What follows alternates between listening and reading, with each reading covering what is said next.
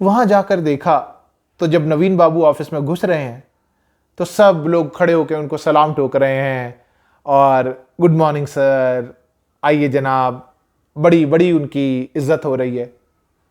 और देखा तो वह उसी ऑफिस के मालिक थे। उन्होंने एक शानदार टेबल और चेयर की तरफ इशारा करते हुए बोला कि अब ये चेयर टेबल तुम्हारी है, तुम यहीं बैठोगी और यहां के जो मैनेजर साहब हैं वो तुम्हें सारा काम सिखाएंगे। तुम्हारे पास केवल 1 माह है सीखने के लिए। किसी को काम सीखने के लिए इतना ही वक्त दिया जाता है। वह इस बात के लिए राजी हो गई। तो मैनेजर साहब आए और उसको काम सिखाने लगे। बड़ी तल्लीनता से उसने काम सीखना शुरू किया और महीने भर में ही दिन रात एक करके उसने काम में अपनी पकड़ बना ली। और जब मैनेजर साहब जाकर के नवीन बाबू को अमला देवी की प्रोग्रेस की रिपोर्ट बताते कि वो कैसा सीख रही है और क्या कर रही है, तो वह फूले ना समाते थे, मंद मंद मुस्कुराते थे। जब 1 माह पूरा हुआ और वो काम सीख गई और उसको अपना पहला वेतन मिला तो बिना कुछ सोचे वह गई और ऐसे का वैसे पैसे का लिफाफा लेकर के नवीन बाबू को दे दिया कि ये आप उस कर्ज के बदले ले लो, उस खाते में आप जमा कर लो। नवीन बाबू भी मजेदार इंसान थे। वह अमला को छेड़ने का मौका ना छोड़ते। उन्होंने मुस्कुराते हुए उसकी तरफ देखा और कहा, यह मूल में डालूं या ब्याज में? अमला फिर पानी पानी हो गई क्योंकि उसे समझ थी कि ब्याज खुद ही 2,500 रुपया महीना हो जाता है। उन्होंने बोला, जिसमें आपकी मर्जी। उन्होंने एक कर्मचारी को बुला करके वो पैसे दे दिए और अमला को वो रसीद दे दी और उसे बताया कि अब जो मैनेजर साहब है उनको काम के सिलसिले में जापान जाना पड़ेगा और उनको 2 ही दिन में जाना पड़ेगा। और हो सकता है क्योंकि अगर वो मामला ना सुलझे तो मुझे भी उसके लिए जाना पड़े। क्या आपको भी जाना पड़ेगा? अमला के चेहरे की जैसे हवाइयां उड़ गई। उसने कभी सोचा ना था कि नवीन बाबू उसकी आंखों से दूर होंगे। उन्होंने बोला, मामला कुछ पेचीदा है, अगर मैं ना गया तो लाखों का नुकसान हो सकता है और तुम घबराओ नहीं, मैं कोई घूमने नहीं जा रहा वहां पे। जैसे ही काम खत्म होगा मैं वापस लौट आऊंगा। अमला की चिंता की कोई सीमा ना रही, पर अब उसने काम समझ लिया था तो मैनेजर बाबू जा सके जापान। और अगले ही 2 दिनों में फिर नवीन बाबू को भी जाना था।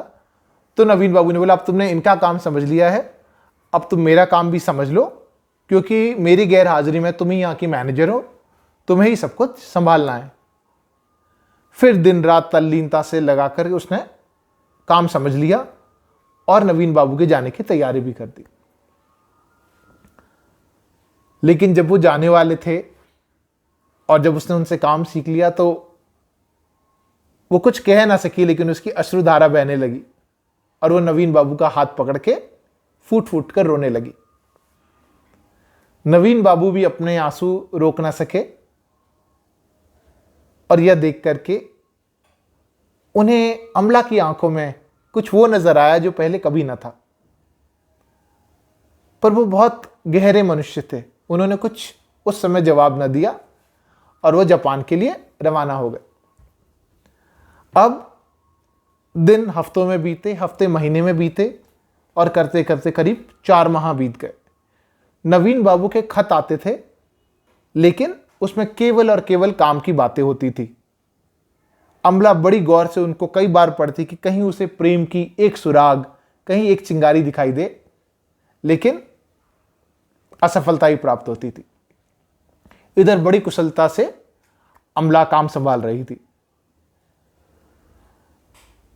4 माह के बाद ये जो समय निकल चुका, अचानक हेड क्लर्क आके उनसे कहता है कि मालकिन, बहुत उतार चढ़ाव हो गया है अचानक बाजार में, मार्केट में, और बैंकें बंद हो रही है और हमें परसों यानी 1 दिन बाद, 1 दिन और छोड़ करके 2 दिनों बाद ही सुबह 10 बजे तक 50 लाख रुपए की जमा पूंजी देनी है जो हुंडियों से हमने लिए हुए हैं।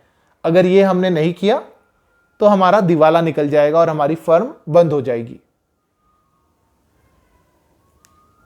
अमला को जैसे कोई शौक लग गया हो, उसको बिल्कुल समझ ही नहीं आया क्या हुआ।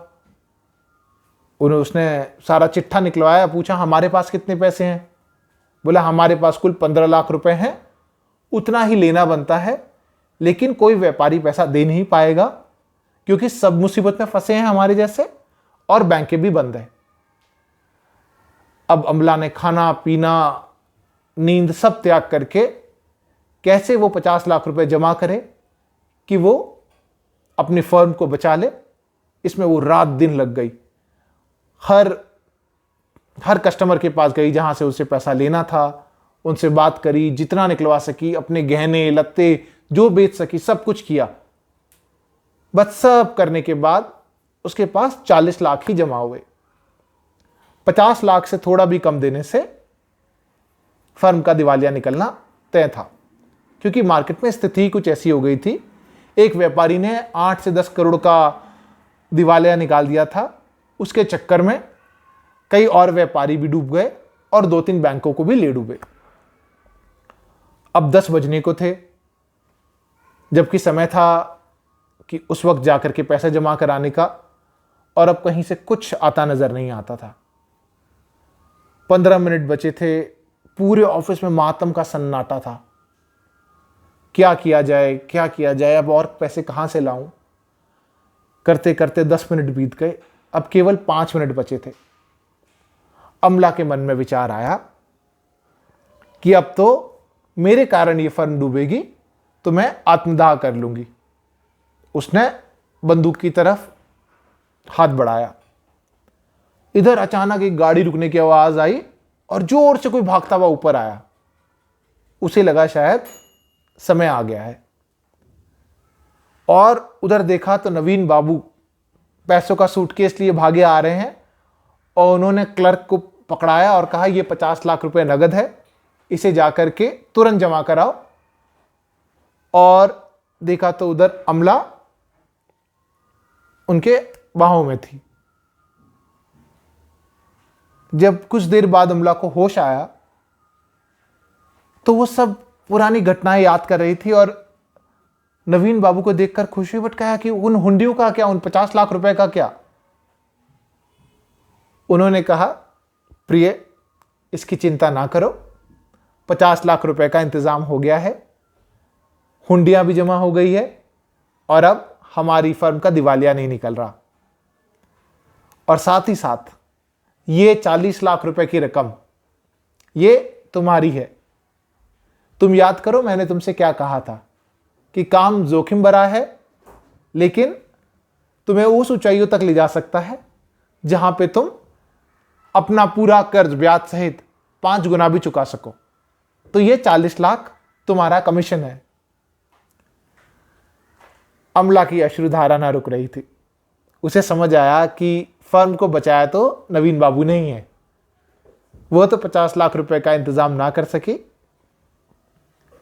वह नवीन बाबू के सीने से जा लगी और उसने कहा, मैं आपका कर्ज इस जन्म में तो क्या, किसी जन्म में ना चुका सकूंगी। Don't forget to like, subscribe and share our channel, and do leave your comments.